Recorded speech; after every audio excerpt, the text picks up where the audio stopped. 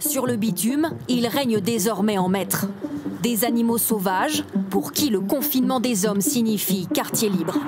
Tout ça, c'est faux. Durant le confinement, la biodiversité n'a pas vraiment repris ses droits. C'est ce que présente une étude parue dans la revue Nature le 18 mars dernier. Chaque espèce réagit différemment au confinement, mais une tendance globale apparaît. La diminution de l'activité humaine à cause de la pandémie n'a pas eu de grand impact sur l'activité animale. Je m'en fous. Pour arriver à cette conclusion, les chercheurs se sont donné les moyens. Dans une vingtaine de pays, ils ont disposé pas moins de 5400 caméras pour observer le quotidien des animaux. Au total, entre mars 2020 et janvier 2022, plus de 7 millions d'heures ont ainsi été filmées dans 102 sites différents. Les chercheurs se sont donc concentrés sur 163 espèces de mammifères comme le sanglier, oh là là, l'ours brun ou encore le cerf-mulet. Et les chercheurs ont été surpris sur plusieurs points.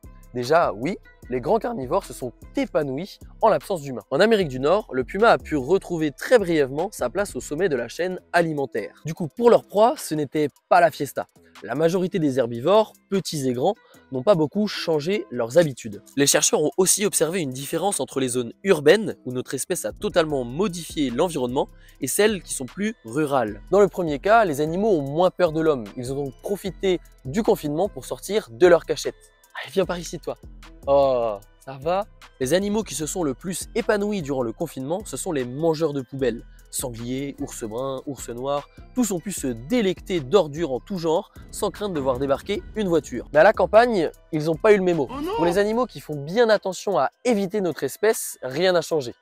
Ils sont restés très discrets. On n'entend personne. Le cerf-mulet en est l'exemple parfait. Regardez-le. Je suis un beau gosse. Les individus habitués à vivre proches des hommes ont plus profité du confinement que leurs congénères, plus ruraux, qui sont restés loin des villes. Grosso modo, rien n'a changé durant les confinements. Voir une buse ou un chevreuil depuis chez soi ne veut pas dire que la nature se soigne. Surtout que, au contraire, la crise de la biodiversité n'a jamais été aussi rapide.